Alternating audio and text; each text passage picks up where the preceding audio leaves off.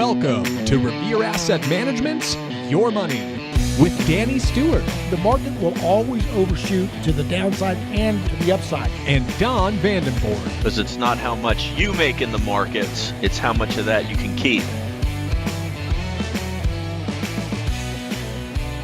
Do you understand total return versus cumulative returns and risk-adjusted returns? I'm going to go over this one more time. I'll probably bring it up a lot more later, but I'm going to go over this one more time so you are not a vassal, a serf, a peasant, a subordinate, or a widget input or the product for Wall Street's pie charts are us and that stupid debunked modern portfolio theory and the random rebalancing versus the real math, which is sequence of returns. Okay?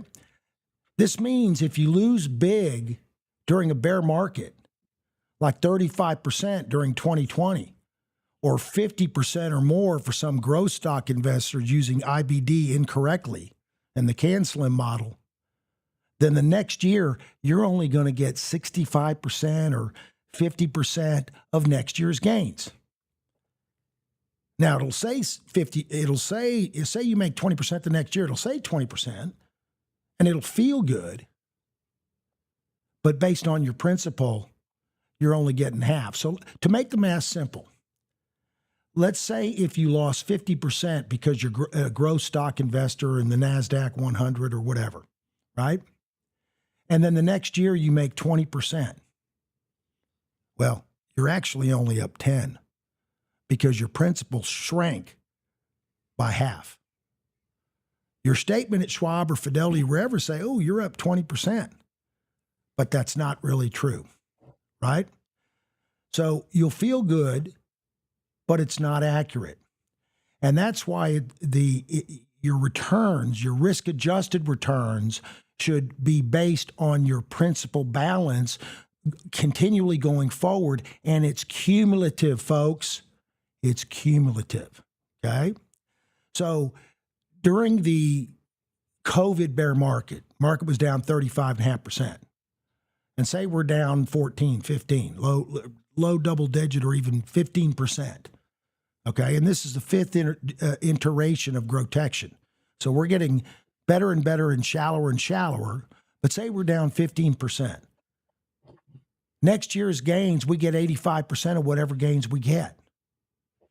If you're down 10%, you get 90% of those gains.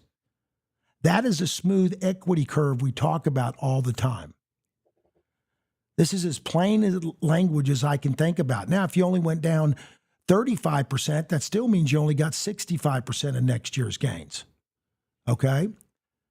So we have eliminated the left tail risk. Do you know what left tail risk is? Let me explain that. So you remember in college, hopefully, that statistics that there's a thing called the normal standard distribution of data.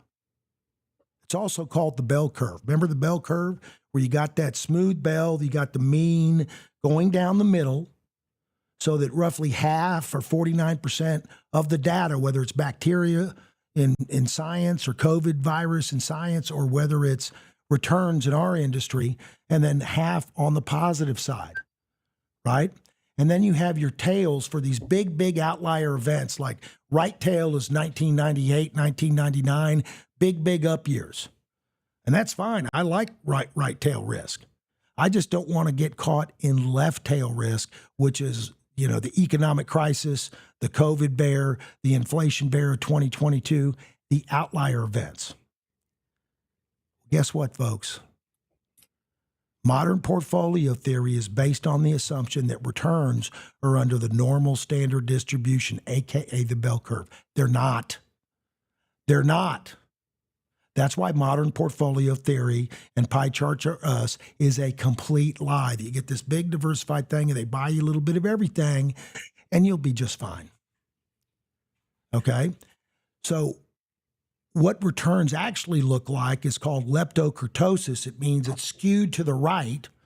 So you actually, over 100 years or whatever, if you're measuring monthly, there's more returns that are positive than negative. It's also like a giant kind of stepped on that bell curve and made them fatter tails. So there's more bad outlying events, big bad outlying events than they're measuring for. So they tell you, oh, there's only going to be 3 or 4 bear markets during your lifetime. BS, there's going to be 20, 25.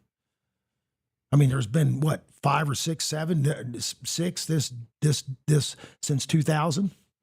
Don can tell you that. But the whole point is, the one thing Wall Street did get right, some of their sayings and, figures, they say it's an escalator up and an elevator down.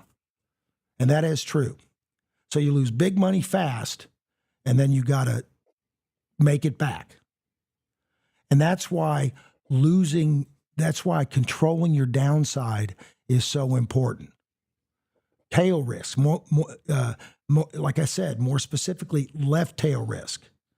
Okay, so I was talking to a couple of people that want to come over, right?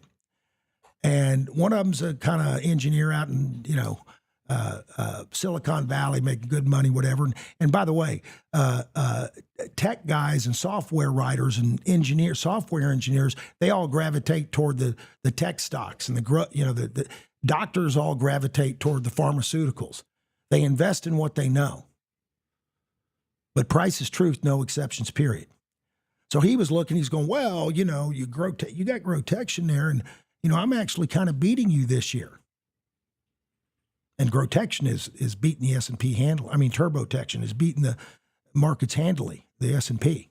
And he's going, I'm kind of beating you guys. I said, yeah, but how much risk are you taking?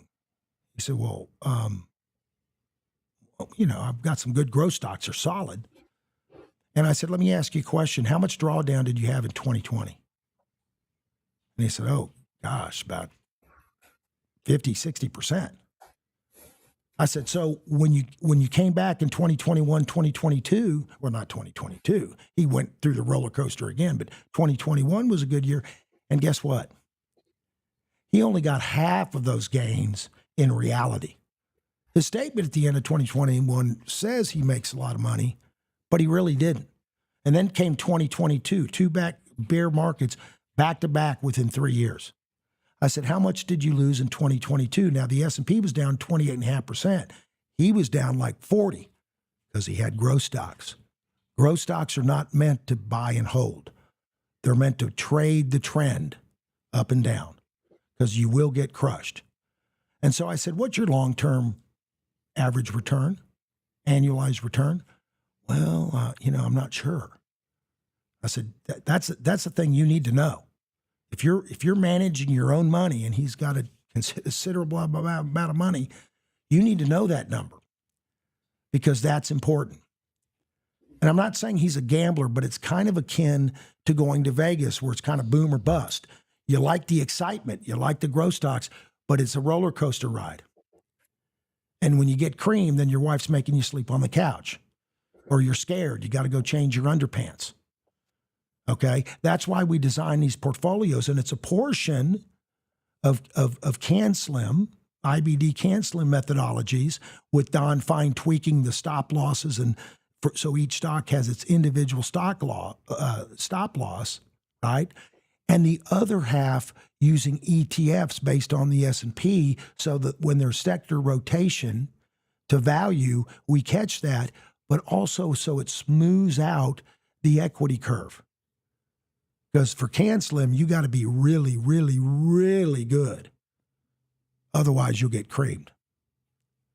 And by the way, people that are doing so well aren't going to really reach out to us. It's the people that are struggling or scared or kind of unhappy, right?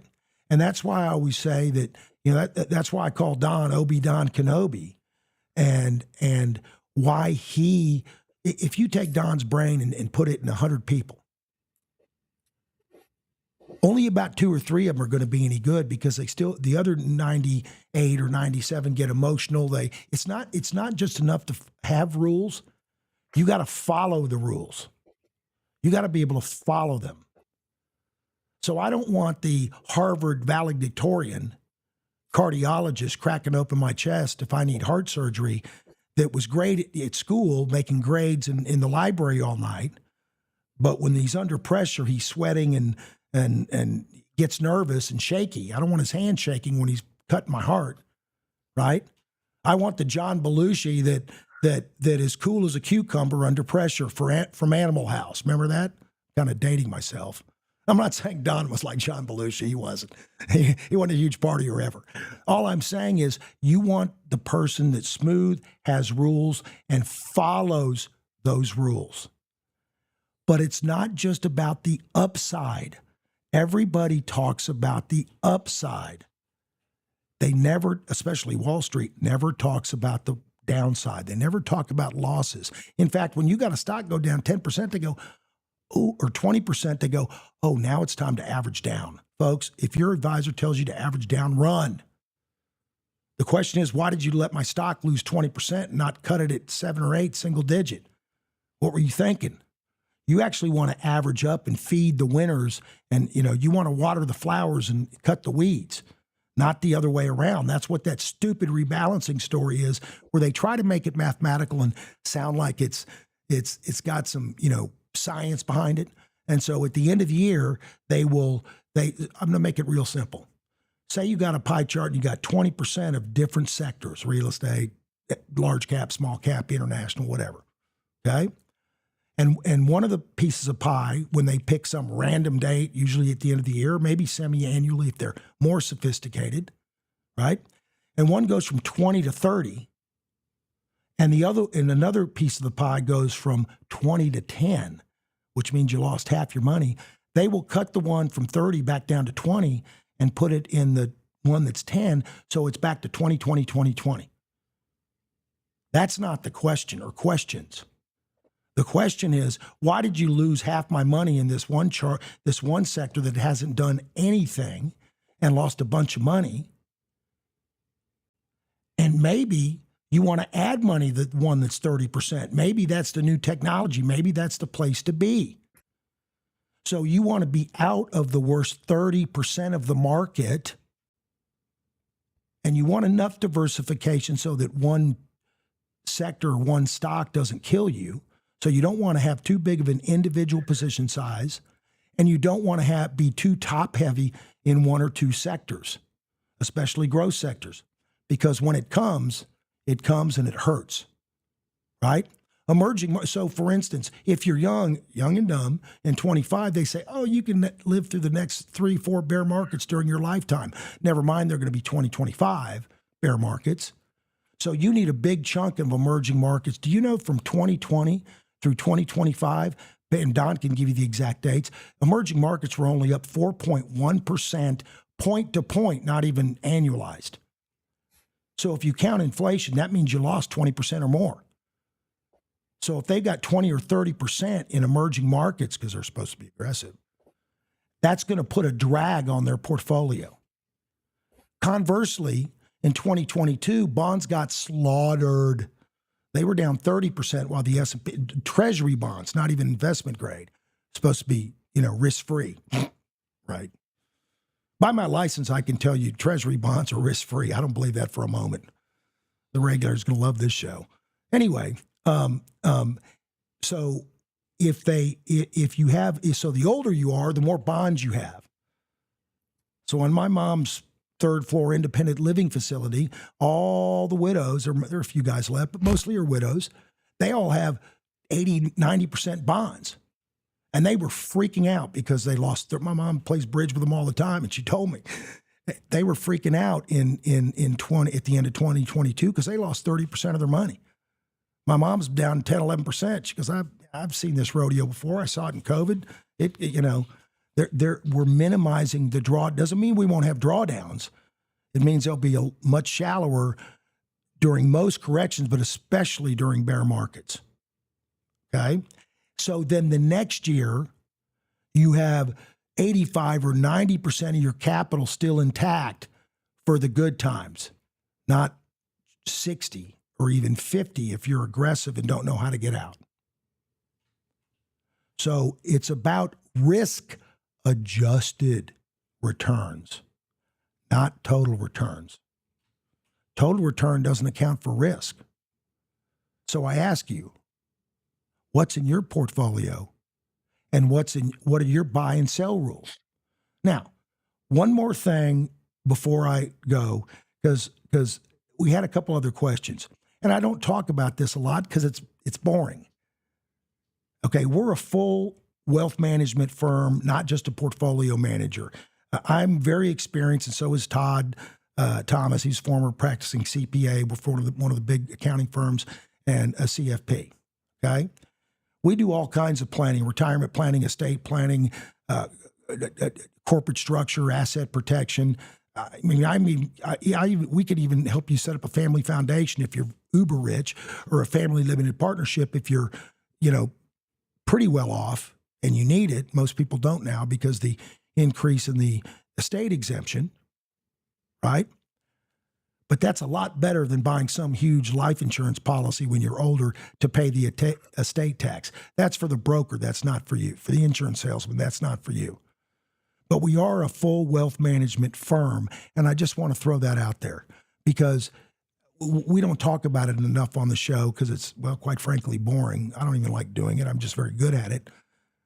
Everybody wants to hear what is the new hot stock, or how do I either make money during good times, or how do I cover up during ugly times? And that's the whole point of this show. And by the way, that's why it's called Grotection. Grow when the market goes up, protect when the market goes down. Okay, I've said enough. Now I'm going to Obi-Don Kenobi.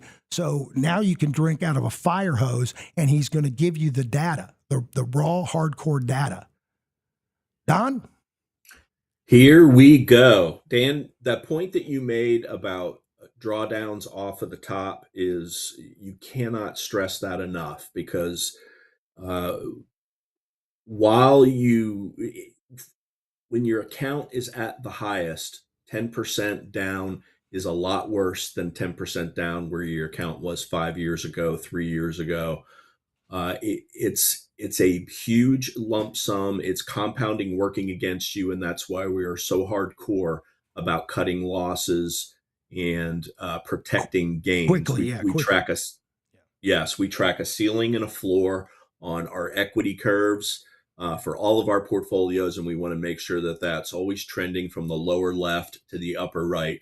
Same reason why we don't dump new clients all of their money into the market on day one. We had some clients that came in last week and this week. They're maybe have about a 0.5 beta, as opposed to our model portfolios. Turbotection is above 2.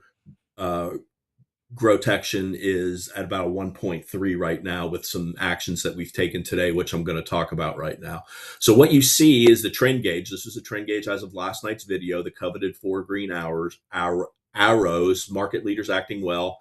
All the major indexes, the 6 major indexes that we track above their short-term 21-day moving average, medium-term 50-day moving average, long-term 200-day moving average. But in the tail of the tape, we've been talking about how we've been trending above the 8-day moving average for a significant period of time, and also the 21-day. We also, the Tuesday after Memorial Day, with the video I did, we introduced something called the Revere AI 100 Index. A lot of people are talking about, is this a bubble? How will you know that the bubble burst? Well, there's no better way to track the AI performance than taking a look at the performance of those 100 components. It's an equally weighted index, the way we do the calculation. It's had decent returns. We're up over 10% in the 8 days that it has been quote unquote live. But today, the Revere 100 is down 5.5% on average, and only 3 of the 197 stocks and ETFs that are in there are positive. So let's step back to yesterday. We had a gap down at the open, and the market, you don't get this a lot. I'm going to bring up a 5-minute chart here. Gap down at the open, put in the low right out of the gate, and trend up for the rest of the day, a little bit of weakness into the close. Gap down opens that turn into trend up days are kind of rare. And it was a positive expectation breaker, meaning we came in initially thinking defense with the gap down, which was follow through from the weakness the prior day, Wednesday, which was a down day that broke a 9-day winning streak for the S&P 500. But those fears were quickly put to rest. Things rallied way off the bottom. So fast forward into Friday morning, another gap down. This time, a gap down is turning into a trend down day. It's particularly hitting heavy AI growth stocks. We've broken the 8-day exponential moving average on all of the major indexes. And one of the keys coming into today, we always track what is the moving average that is providing support, and then what is the resistance. For the major indexes, it was all-time highs as resistance and the 8-day moving average. We've very clearly broken the 8-day moving average. And this is in my opinion, a significant expectation breaker because yesterday's action set us up bullishly for more upside. We didn't get that. We didn't even get close to that. We gapped down. We broke yesterday's low. When you get a positive reversal like that, you can reference your stocks against the low of that day. So everything, when you have a positive reversal like this, if you're putting more exposure on, you want to track it against the lows of the inflection point day, which was yesterday. That was broken very quickly. And now you can see the S&P 500 coming down and testing the 21-day moving average for the first time in over 40 sessions. Let's go to the other. I'll go through all 6 indexes that we track so we can see how they're performing.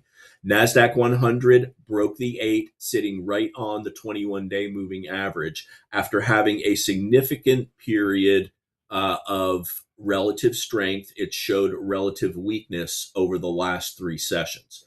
On to the equal weight S&P 500. This has been showing relative strength for the last 3 weeks, made a new all-time high yesterday, also reversed, is breaking the 8-day exponential moving average, but is still significantly above the 21-day moving average. When you see the equal weight outperforming the market cap weighted S&P 500, it's an indication that growth stocks are underperforming and value stocks are outperforming. So let's go to the Dow Jones Industrial Average, which is a value type index. And you can see it's down today, but only down 0.6%. And the relative strength line is pointing to the upside. So and the Dow has been significantly weak relative to the S&P and the NASDAQ 100 for basically the entire year. But we're still above the 8-day moving average there, well above the 21-day moving average there. We don't pay a lot of attention to the Dow other than a reference point for how is it doing relative to the other indexes, because it'll give us a risk on, risk off for growth names. Let's go to the mid-cap 400, the 5th of the indexes that we track. This is breaking the 8-day moving average, still above the 21-day moving average, has been showing relative strength over the last 3 weeks. And finally, the Russell 2000 small caps broke the 8-day moving average. It's rolled over and it's sitting on the 21-day moving average. So the bottom line is that we're facing the possibility, at a minimum, we're going to put a yellow arrow on here for short term, and possibly a yellow arrow on for market leaders too. We'd be crazy not to when you see 97 out of the 100 leading names in the AI space down on the day, and we're also seeing that in our portfolios. So what happens when you get a negative expectation breaker? The first thing you do is we look at our portfolios, some things that we bought yesterday. What did you recently buy, and are you showing progress on it? The answer is, when we took a look, is no. And let's take a look at what we bought yesterday in Grotection. We bought the Copper Miners Index. It was a very gentle pullback into the 8-day moving average on light volume, and it's having a hard break today. And remember, data center components need a ton of copper. These names were setting up well. This kind of breaks the structure. It broke the 21. It's actually breaking the 50-day moving average now. A copper index down 8.5% is not a good sign. I should throw in here that before the open today, the Nonfarm Payroll government report came in strong.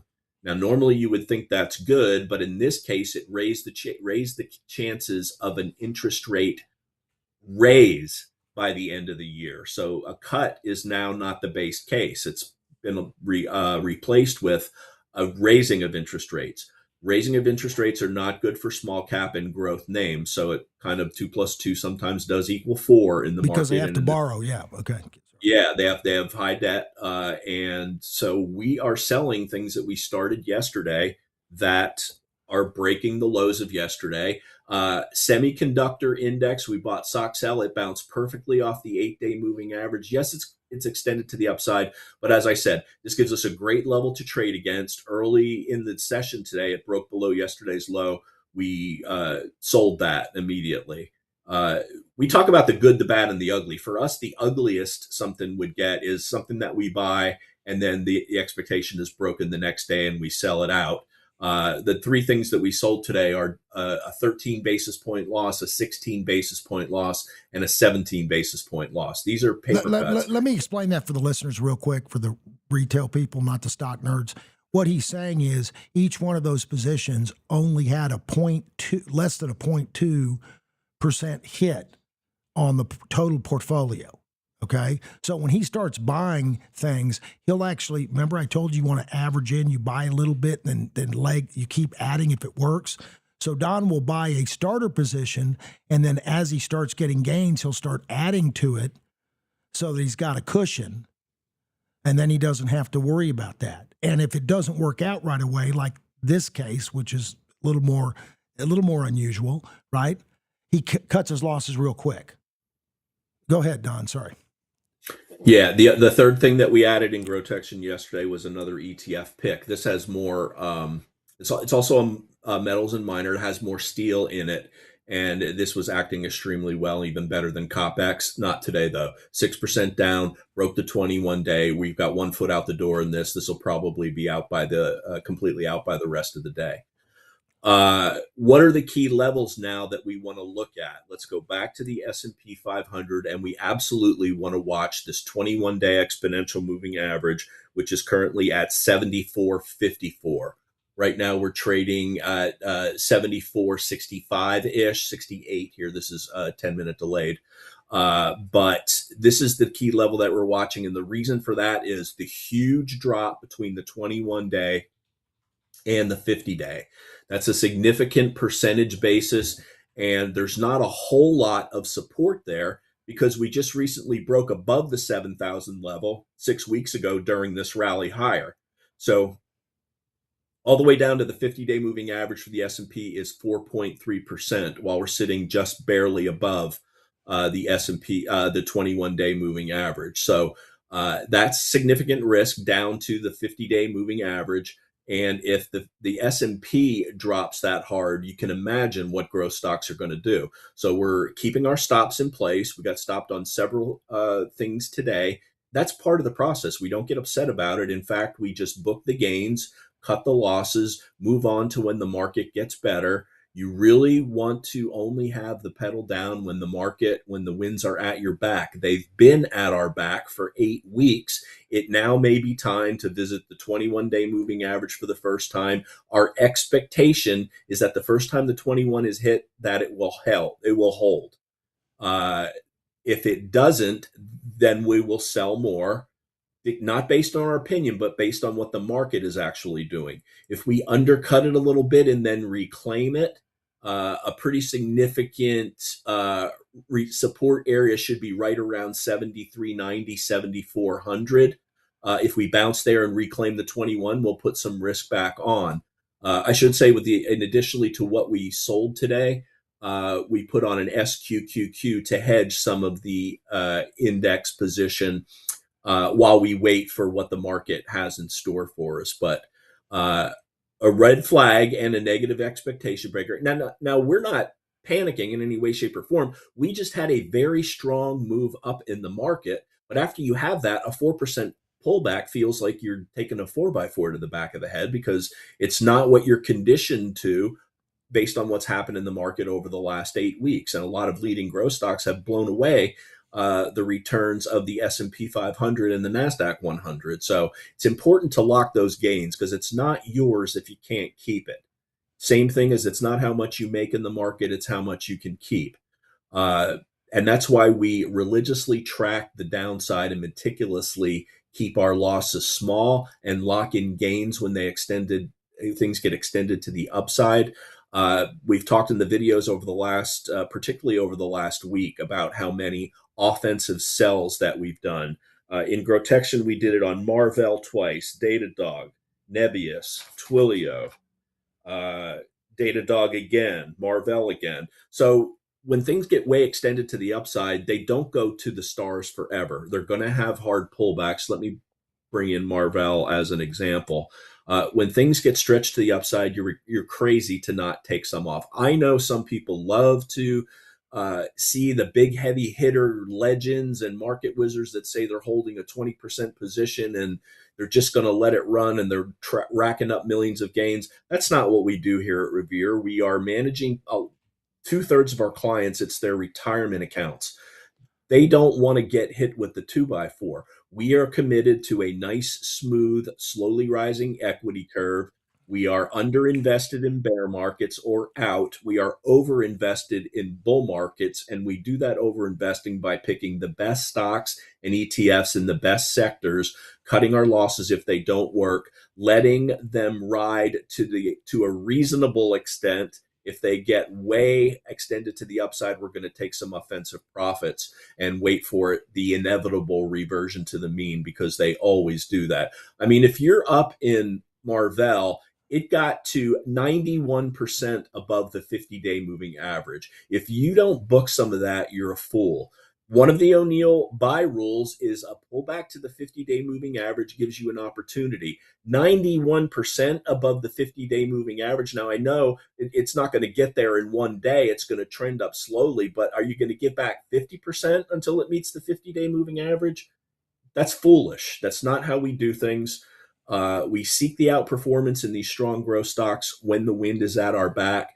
The winds are shifting a little bit to a sideways wind today. If they turn into a wind being in our face every night on our face, we'll tell exactly. Yeah, maybe it's a one-day gust, Dan, and we make higher highs next week. We don't know, but we have to manage the downside, because if you take care of the losses, the gains will take care of themselves by being invested in the market over the long haul, which we always are, as long as we're above the 200-day moving average. No bear market happens unless you break the 200-day moving average. Here's a list of the bear markets. Our commitment to our clients is to eliminate, you said eliminating that left tail risk, those minus 30, 40, 50% days or years, they're eliminated from the possibility for our account holders unless a dirty bomb explodes in Manhattan. Nobody's got a defense for that. But our process is to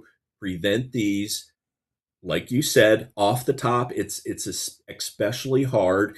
Off of the bottom, if you give up a big gain, those gains, when you say it's up 10%, you didn't really get that if you drew down 30, 40%.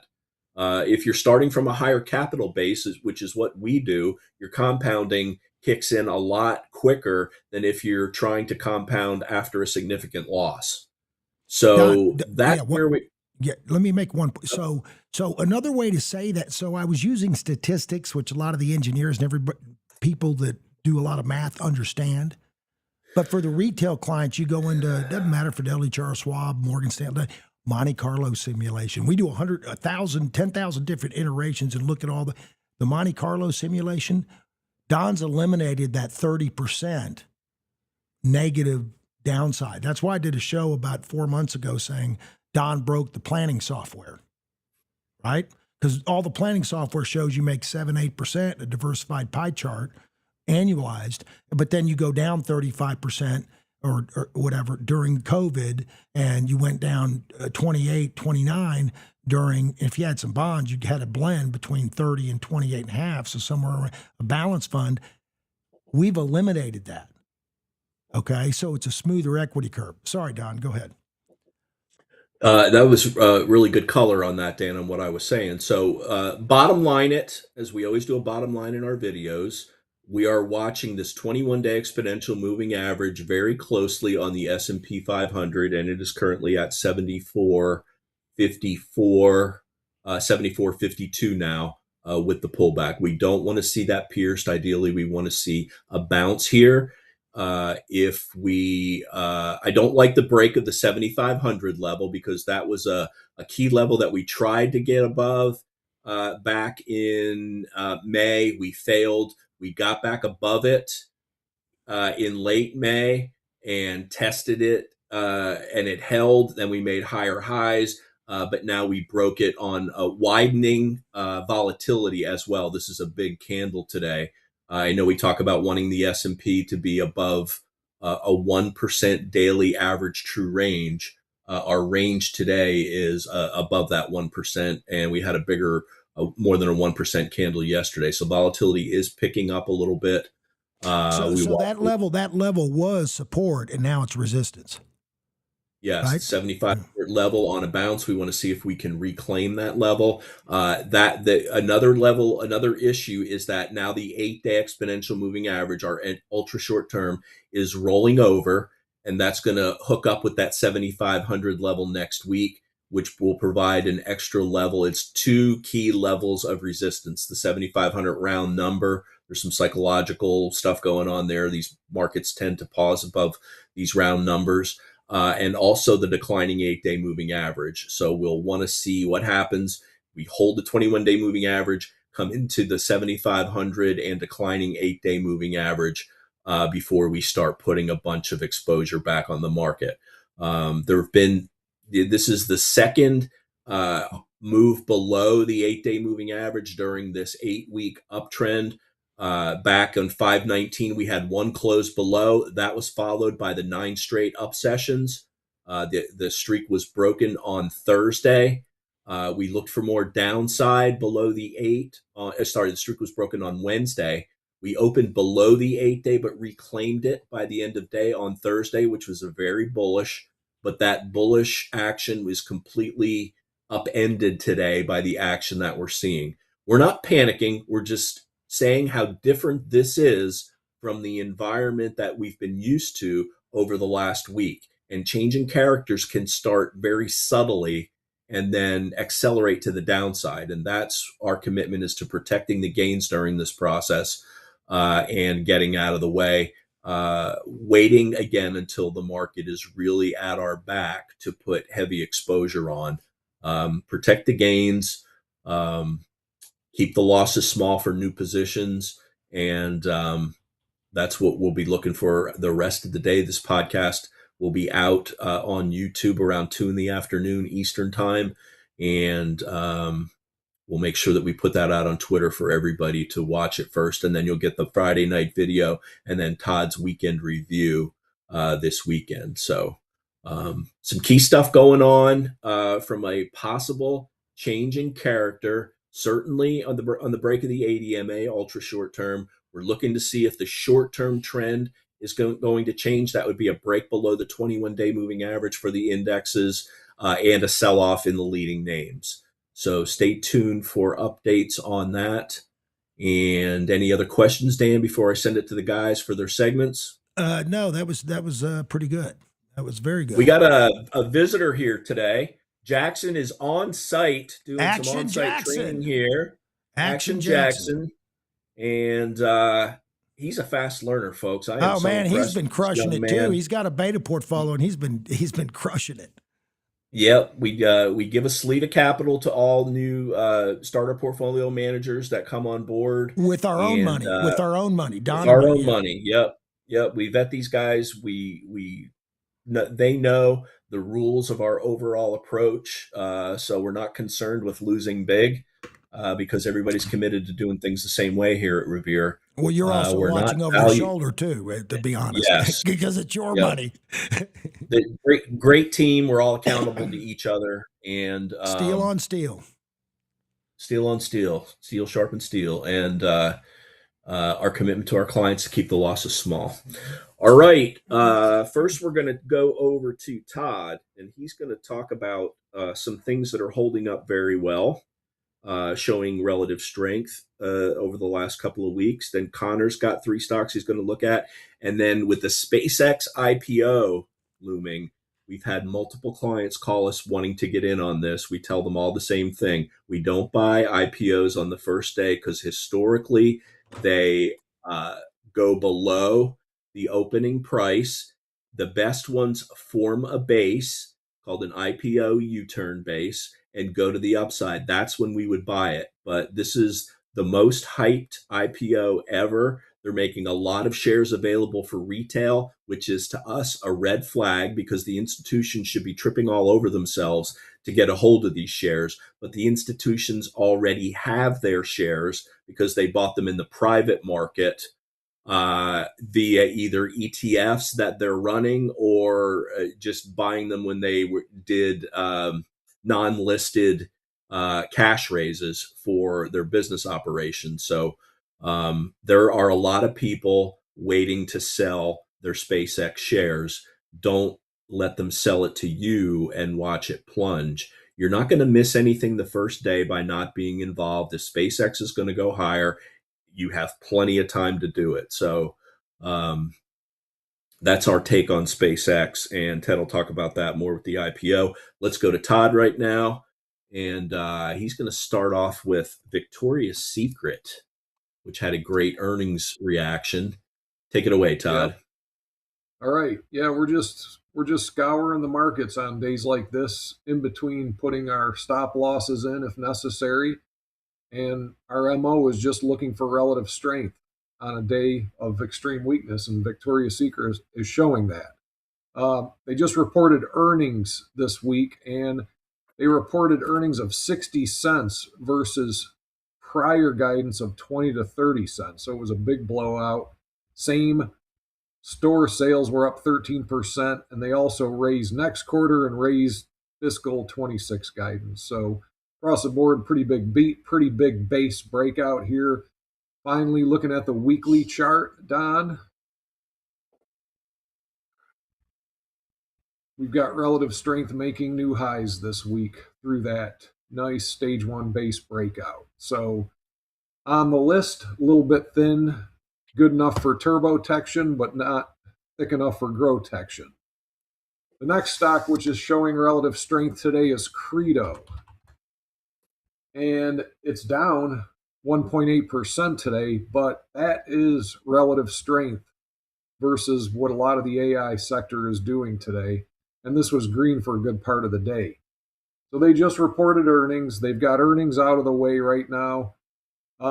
You have somewhat of a flag formation building. Yesterday, we shook out to the 21-day held, and today another test of the 21-day on the open, and so far have held. You know, by no means am I suggesting this is a buy right this second. It may or may not be, but it is strong. And let's just finish with the weekly on this as well.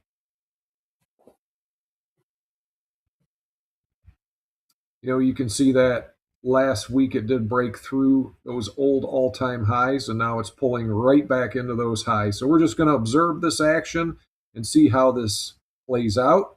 You know, they also bought Dust Photonics, which is a silicon photonics integrated circuit company for high-speed optical transceivers. So they're also integrating that into their business. And finally, another stock acting well today is Airgain. And this is an earnings play. It's squatting today naturally, but they beat by 93 cents, reported $3.24, which was 93 cents better. Revenues were up 50%. They're benefiting from the electrification of everything. They build natural gas power plants. They manage construction projects for data centers and for renewable energy. They build these large heat exchangers and vessels for the conversion of steam and heat into electricity. So this is a big player in that area. Again, squatting, we won't want, what we don't want to see is a big reversal of these big beat and raise names. That would signify a change in character. But these are, just part of the process of watching for relative strength in a very weak day here. And that's all. All right, good stuff, Todd. Todd, you know what one of the catalysts was for Victoria's Secret? Why is everybody buying lingerie? The weight loss drugs. Ah, the new Everybody's fact. shedding pounds. Yep, Oh, the M Donnie boy, factor. that's a Everybody's good one. shedding pounds. That's I didn't. Who would have Yep, thought of I that? like yep. Who'da thunk that. it? All right, great stuff, Todd. Let's move on to Connor, and he's going to start with one of the highest ATR percentage stocks in the market, AAOI, and take it away, Connor. This Tiger thing's by the tail, a baby. nut. Yeah.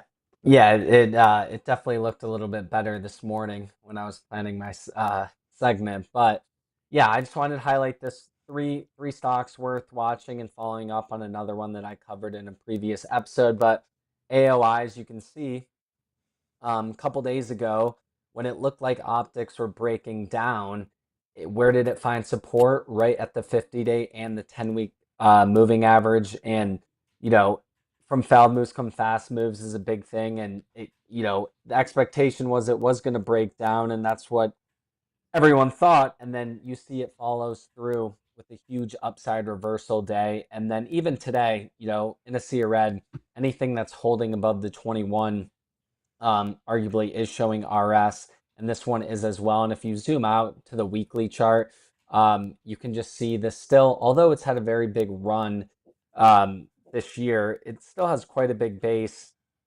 Um, and it's got a perfect flag here right off the 10-week moving average. So super volatile name, huge ATR, but just think it's one good to have on your list and worth watching, as it's definitely one of the leading stocks right now. And then the next one, LOY. We're always looking for rotation. If money comes out of AI stocks, where's it going to go? And Grotection did a great job getting positioned into this one. But you can see on a day, Lily's breaking out of a very nice long base today, while most of the market's getting wrecked. So that's definitely relative strength. And perhaps this is a sign that some of these medical names might start to get more rotation, and even Eli Lilly could be seen as a bit of a safe haven. But just looking at the chart alone, coming out of a really nice, well-defined base, this is pretty much A+ action on Lilly. And then the last one I just wanted to briefly discuss is Wolf, WOLF is the ticker. And I did a segment on the power semiconductors couple weeks back. And, this is down quite a bit, but again, it's a high ATR name. And the high ATR names are best bought on weakness and on the pullback. So this is a good one to watch. It had a huge move up out of that initial base, and now it's getting close. It's breaking the 21 a little bit, but this would be one, if it can undercut and reclaim, that would be a pretty good risk to reward, as these power semiconductor names, after I talked about them, they just kind of started to base again. And if they start to get some love again, this would be a good spot here right around the 21 EMA. So pretty short segment today, just three stocks to watch out for in a sea of red. Yeah, this is a name that used to be not even close to liquid enough for Grotection, but now above that 300 million in daily dollar volume will certainly be added to the list. Good stuff, Connor. And it's now time for Ted to talk IPOs. And Ted, take it away. I've got your first screenshot up here. Thank you, Don. So as we know, SpaceX is one of the most popular and cult companies in the world, and they are going to come public next week. June 12th is the first day of trading. This is one of the most highly anticipated IPOs really of all time. It's the largest IPO of all time by 2 times. They're looking to raise $75 billion at a $1.75 trillion valuation. The only other company that gets even close was Saudi Aramco, the oil company from Saudi Arabia, and they raised about, I think, $37 billion. I don't think that's the exact figure, but it's around that range. Anyways, what Don brought up is a great point. We have people trying to buy the first day just because Elon is a great salesperson. He's selling this future of going to Mars, of creating a moon base, having all these orbital data centers in space. And it's really exciting, right? And that's exactly where people get trapped for these IPOs. Before we get into like some past ones to look at some action, there's a book called The Life Cycle Trade by 4 authors. Kathy Donnelly, and three other guys right now, three other authors. And here are some like benchmarks that they found studying a bunch of IPOs. So there's over 90% of IPOs eventually trade below their first day low. And so buying the 1 day pops really is just a complete negative expectancy game. And also there's a first day high trap as well. So over 90% of IPOs eventually trade below their first day's highs. So even if that first day closes well and you see that momentum push, oftentimes the IPO will retrace all of it and break the highs and lows of the first day. And then there's another stat. The final stat is 20% of IPOs manage to gain 100% or more within their first year. And then only about 10% ever mature into true super growth stocks. So on the screen, Don has a chart of some of the biggest IPOs in history, some of the biggest tech stocks and highly anticipated ones. And you can see that year one max drawdown, you just see 50%, 60%, some 70%. Even one was 88% in Rivian, 90% in Robinhood. Our core philosophy is managing the drawdowns, right? So we don't want to get caught in any of these potential max 1 year drawdowns. And the principal mechanism that causes this is that most IPOs have a 180-day lockup expiration, which simply means whether executives, insiders, seed investors, venture capitalists, just anyone before the IPO that got in, they're locked up for 180 days before they can sell. And when that lockup happens, oftentimes you'll see huge sellers and supply come to the market. So that's the quick chart here. You can just see the carnage that you can have with a lot of these highly anticipated IPOs. So some more recent ones, Don, if we can look at, Circle is the first one. This was actually a case where you do have Circle falling into the 20% of IPOs making 100% gain or more within their first year. But again, max drawdown is quite huge as well. So I think it IPO'd around, is that 70-ish, Don? I can't see it that well on your screen. It's about 70. Yeah, I don't know what the opening price was though. Okay. And that's why IPO was 31. It opened way above. And that's one of the reasons why those stats are misleading for the success right out of the gate, because they're comparing it to what the IPO price was, which is significantly different from the way it trades the first day. Can be significantly different. So Circle did make a 203% move, topping around $300 a share. Now it's trading at sub 100 at 80. So that's over, if I'm doing my math right, about 70% correction off highs. Yeah, right there. 52-week highs down 72%. Correction, that's a bear market, big bear market. Yeah, that's a bear market. That's a slaughter. So that's one example. Circle is highly anticipated. People bought in, everyone chased the momentum push. And so if you're a trader, you can trade these momentum pushes that could last 2, 3, 4 weeks. But you just have to know the general context that most of these will suffer through a large drawdown because of insider profit taking. So next one, let's talk about CoreWeave. This kind of looked like Google when it first came out. It came public, had that first few day push, and it corrected a little bit, built a cup with handle, and then went up a couple 100%. So this is definitely where you're a trader. You can capitalize on these moves. But just like Circle, just like all these other IPOs like Facebook, Twitter, Alibaba, Shopify, Rivian, Robinhood, right now it's currently down about 50% off highs. So similar situation here. You get to the point, you can have that momentum push, that 6-month expiration happens, and insiders start taking profits. And I'll just go over quick 2 more. FIG is another one. You know, CoreWeave and Circle, they have momentum pushes. Then you have something like FIG where it IPOs and it just goes straight down. So is that 86% That's off highs? That's called a gap and crap, folks. Correctly? That's called a gap and crap. The first day gaps and then. Don, am I seeing that right on your market search? Just a little blurry for me. Off 52-week highs, is that 86% on the top right area of your screen? Under off 52-week high, 85%. Yeah. You are correct, Ted. Yeah, 85%. So that's so if you invested $100,000 in that IPO, you got 15,000 left. Yep. And a more recent one, let's go to CBRS, Cerebras. This also was hugely anticipated IPO. Massive people bought into this one. It was supposed to IPO around, I think, $100-ish a share, around 50 billion market cap. 185. 185, and it opened above 300, pushed to over 350, and now it's down 46% off the highs. So if you're chasing day one, Kathy Wood bought it day one for ARK-K. Yeah.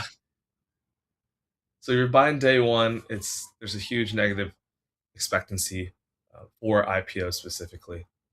Yeah. So I mean, for us, looking at the stats, looking at the lockup period, at least wait till you have some price action, a few weeks, like a core weave. Sometimes circle, yes, you can have a rocket ship that goes straight up, but even then, it did form a high type flag where you got to trade out of it too. So now coming back to SpaceX, there's a lot of anticipation.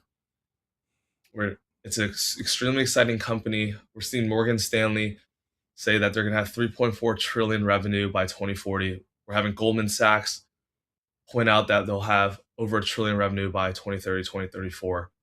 But you have to remember that Goldman Sachs and Morgan Stanley are the banks leading the IPO for SpaceX. There's a conflict of interest there to pump sell stock, the valuation as high as possible. This is the same for all the venture capitalists that are talking great about SpaceX as well. Of course, it's the same for Elon. He's the founder, CEO. He would obviously love his company to IPO at the highest valuation possible. And so another area that is concerning is what Don has on the screen. This is the first time ever where the NASDAQ 100 is allowing a company to enter the index within 15 days of trading, just because they're quote unquote a mega cap IPO. They're coming out 1.75 trillion.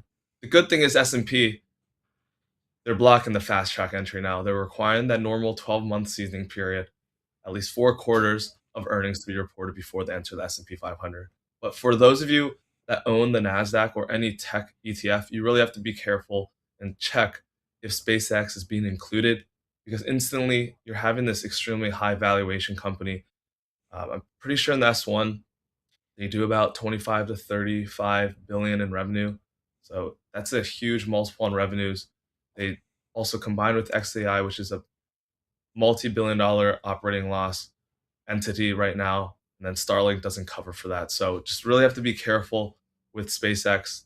If you're really interested in it, we suggest at least waiting a few weeks, likely wait until the 180-day lockup period expires. That's what the stats tell you. You're likely not missing anything. Even if it goes up 100% in a few weeks, you'll likely get better prices than the first opening months of the IPO. So that's really the main point is with these IPOs, there's no need to FOMO on day one. I'd like to jump in and make a couple comments about how the sell side, they like to be called custodians now. They don't like to be called broker dealers because that broker has kind of like a slimy name, but they're still slimy. Anyway, folks, this is asymmetrical risk. The insiders and the broker dealers, the custodians, know that all the Can I add one more thing, actually? Sure. After you, I can go after you. Okay. They have, it's asymmetrical risk. They know all the data. They've got the data, right? And you don't. But let me ask you a question. If it was so good and it was making so much money and they're doing so well and they know it's going to just rock, why would they sell it to you? They'd keep it private.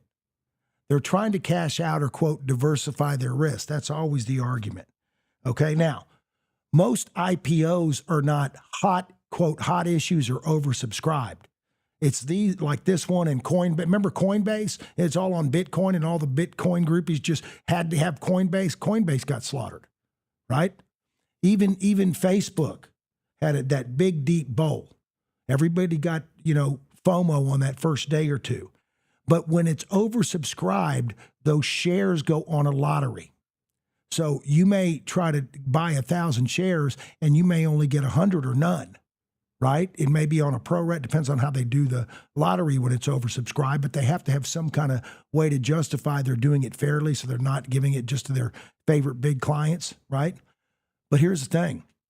If you do get an IPO that's an oversubscribed issue, they want you to kind of hold it they want you to hold it for a little while, because if you don't, because they're trying to support the stock, The client is the company, not you. Okay. So they're trying to support that stock. And if you sell it right the first day when it gaps to take that profit, if it gaps, sometimes it just gaps and craps, they don't let you get in on the next. It's hard to get in on the next IPOs unless you're really a huge client. Okay. So with IPOs, there is some, I don't want to say manipulation, but there's some knowledge. Now, if it is oversubscribed, say that price was 18 to 20 and it's oversubscribed, too many people want it, they'll move that price up to 28 or 30 or whatever the buying pressure will allow. So normally it's fully priced or overpriced when you get it if it's a hot issue. So these hot issues carry a lot of risk. And just like I was talking before on the pie charts of us, the way that story came up is the custodians need you're the cattle, not the client. You think you're the client. The client is a muni bond, the emerging markets, the growth stocks, the treasury bonds, the muni bonds. They got to spread it out over all of their different clients, which are the companies and the governments and the municipalities, not you. You're the product. So they take your money and they make it their money and they spread it out amongst all the good fruit and the rotten fruit. Don always says you don't go to the grocery store to buy rotten fruit for a balanced diet. So you don't want the worst 30%. You only want the best. That's how you cut out that downside tail risk, that 30% of the negative Monte Carlo, right? That's how you do that, and that's what you need to do. You need to manage your money like a fiduciary based on price. Price is truth, no exceptions, period. You do not just go buy a basket full of stuff. You buy what's good, and if it doesn't work out, you get rid of it. All right, Ted, go ahead. Oh, they call it priming the pump. So these broker-dealers will prime the pump. That means they'll buy some a little bit that first day, and then they'll take their money out. They'll only prime the pump for that first couple days to a week because they're helping their client, the IPO, the people putting the money out. Now, if Elon, and a lot of people have a man crush on Elon, they think Elon's just a god, and they get married to Tesla, they get married to all this stuff he's doing. That's the wrong thing. Look, Elon's got a ton of money. Do you think he'd really take this public if he thought it was going to be just that great? I don't know. Price is truth, no exceptions, period. All right, Ted, what were you going to say? Yep, the last thing to consider for everyone is because SpaceX at a massive valuation is being added into the indexes, and then we're probably going to have Anthropic come out at around $2 trillion. OpenAI is likely going to come out as well.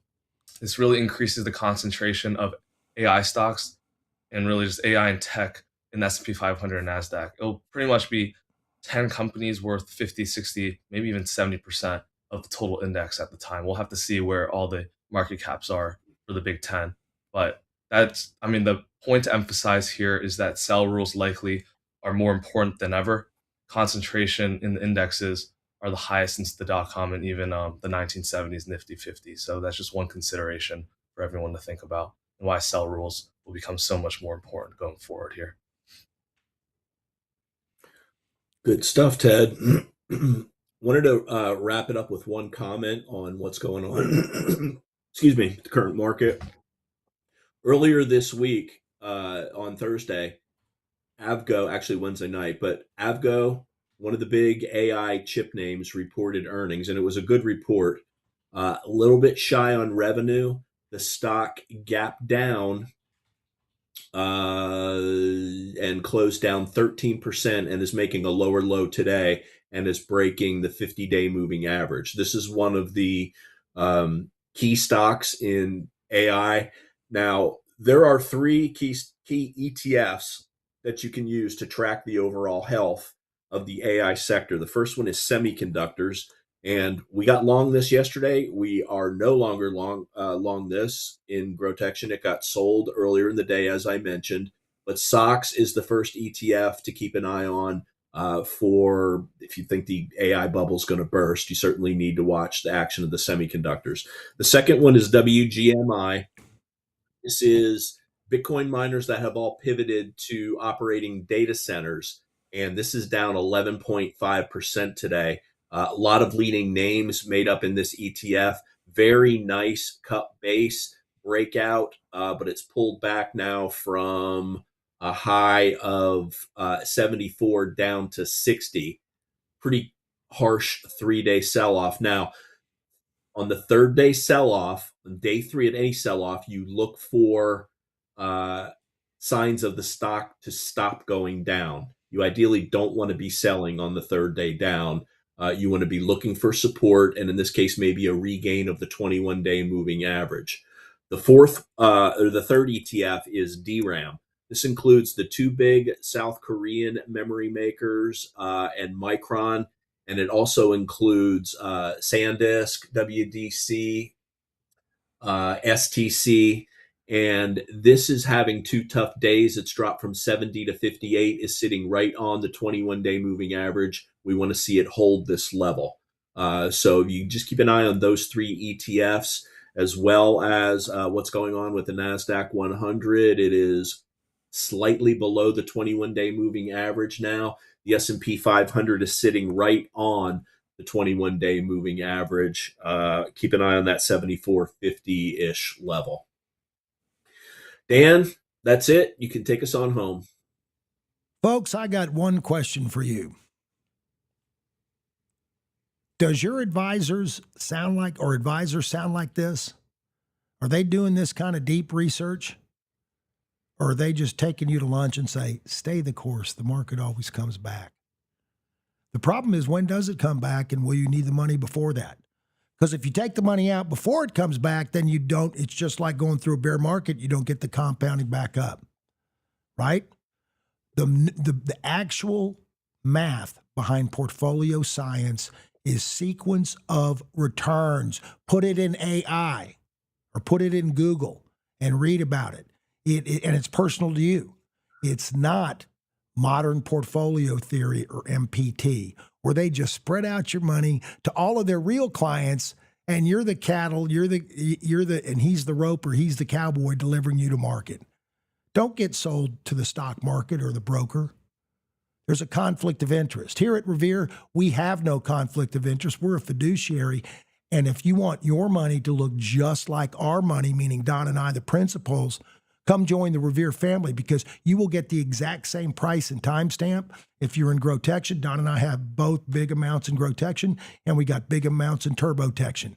The only thing we don't have, that you don't have that we might, is a few beta test portfolios where we carved out 50 grand of some of our money to let them test and prove to us they know what they're doing before we let them actually manage client money. We need some tracking first, so that they can demonstrate themselves.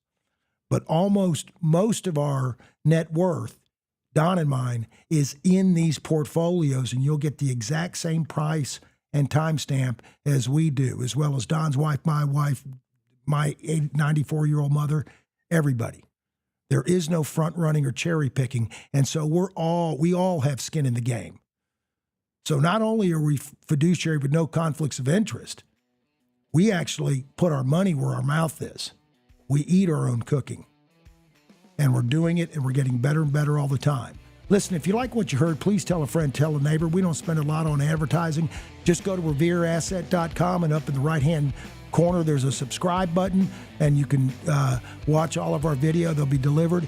And the next button over is a contact us. You can send us, you can get a portfolio review, or you can ask to become a client or ask questions, or if you want a topic talked about on the show. And if you go to YouTube, Zach will actually have this. Just search for Revere Asset and hit subscribe. Zach will have this out probably by 1 o'clock. We record this at noon Central Time. He'll probably have it 10:30 Central Time. He'll probably have it out by 1. That's how our stock nerds follow us, because they may want to take some action using it. And folks, you can always call us at 855-REAL-WEALTH. We'll talk to you next week on your money. Not Wall Street's money, your money. Because it's not yours if you can't keep it. How much you make in the market, how much you can keep.